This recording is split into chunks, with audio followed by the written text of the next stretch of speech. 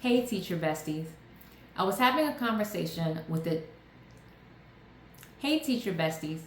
I was having a conversation with a teacher. I was having a conversation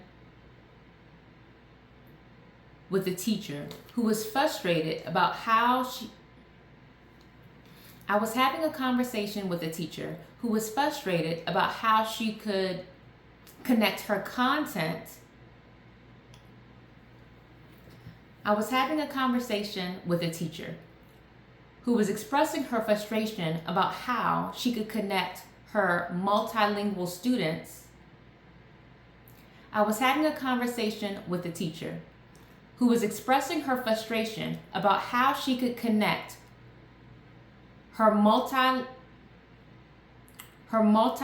learners to her content, because she is not a multilingual learner teacher.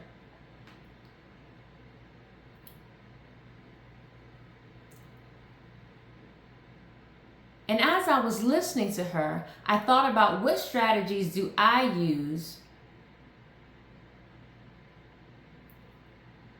for my students who struggle with reading, because she was a reading teacher.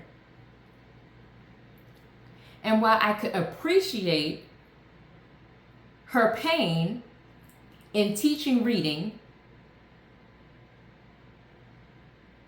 a subject where you mostly read and write in the English language, to a student who does not speak English at all, I thought about what strategies I use for not only my students who struggle with reading, but also for my multilingual learners.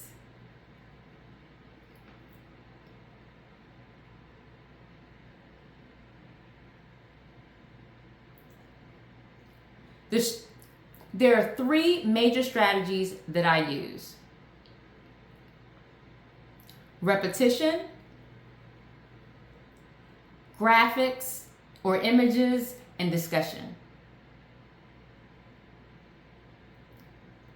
Now, when it comes to repetition, for each individual lesson that I teach, I try to distill within that lesson 1 to 2 words every day, or 3 to 5 words every week that students really need to know in order to have at least a basic understanding of the concept. I make it a point to use those words when I teach or lecture to the students over and over again. I make it a point to have my students write those words in their assignments over and over again. And then I craft my discussion questions to include those words. So when students talk to each other, they use those words over and over again. Thus, the repetition is present in when I teach, when they write, and when they talk. My second strategy is graphics and images. And while this one takes a bit more effort for me on the front end, I have noticed significant advantages to its use.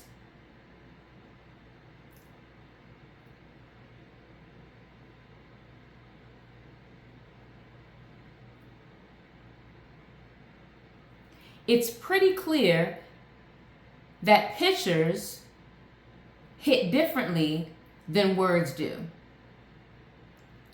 And while I may not understand a language or be able to read a word, if I see an image, a lot of times I can make sense of that image, even if I don't necessarily have the words to express my thoughts at the time.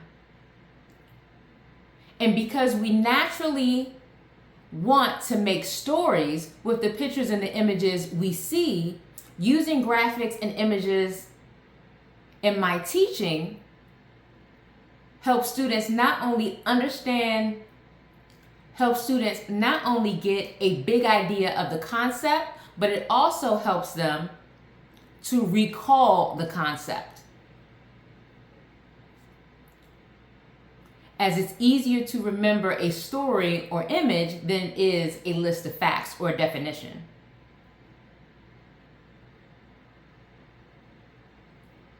Not only that, when I'm working with students who either struggle with reading or are learning the English language, if they can get a broad idea of the concept, then that's one hurdle, then that's one obstacle that is out of the way, and then we can spend more directed energy on actually reading the content. Because it can be very frustrating for a student to, one, struggle with reading, because it can be very frustrating for a student who struggles with reading or understanding a language to be able to read a content and then access the meaning of that content with words that they don't even understand. So if we can conquer the meaning first,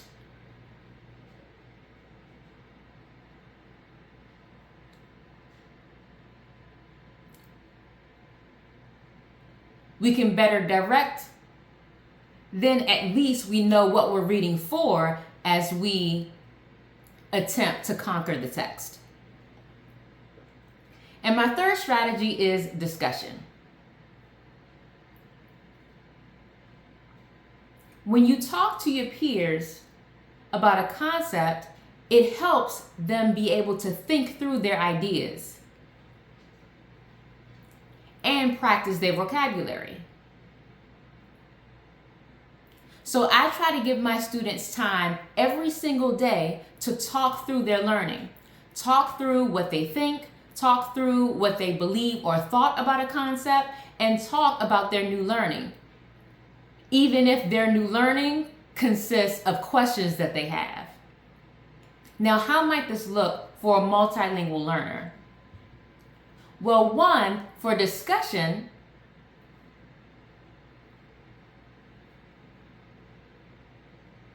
for repetition, their repetition may be to just repeat the vocabulary word and practice saying that word throughout class. Their repetition may also be to copy a set of notes that I give them in English.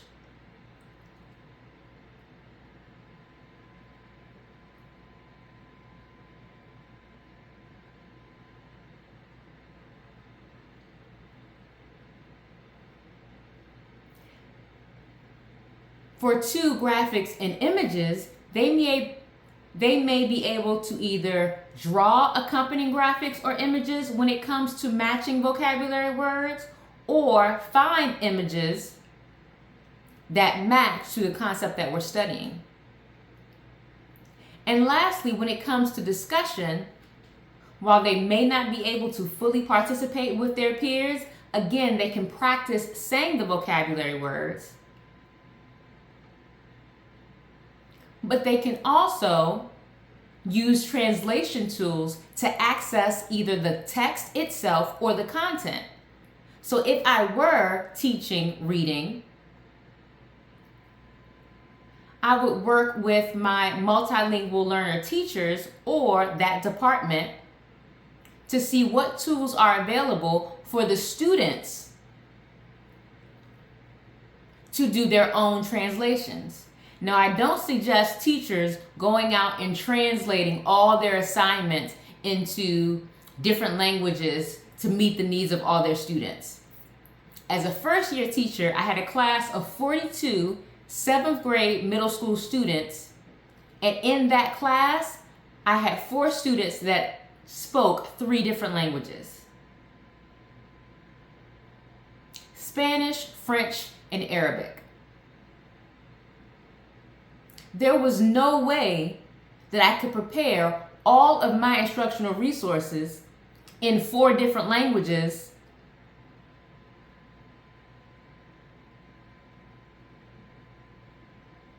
for those students. Now, what I do Now, current day, now to date, while I still don't translate my assignments, I will translate my directions into the prospective languages of my students, into the native languages of my students. So they understand the expectation that I have, and then can hopefully work with their multilingual learner teachers to meet at least a portion of that expectation. So if I'm reading a novel, they may be able to access an audiobook of that novel in Spanish or a summary of that novel from a reliable source. Engage with the text and then respond to my assignment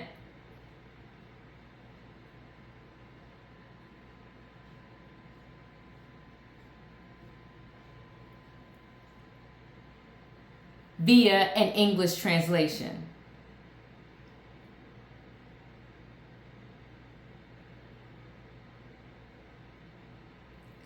And while it is a lot,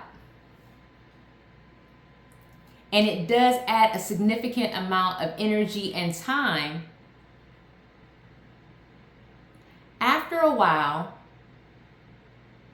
you will start to build up your own multilingual learner resource toolbox. So you don't have to start from scratch every single year. Comment down below what your best strategy is for either accommodating struggling readers or for instructing your multilingual learners. Be a friend, tag a teacher, and if you got to the end of the video, like and subscribe. I'll see you guys later. Bye.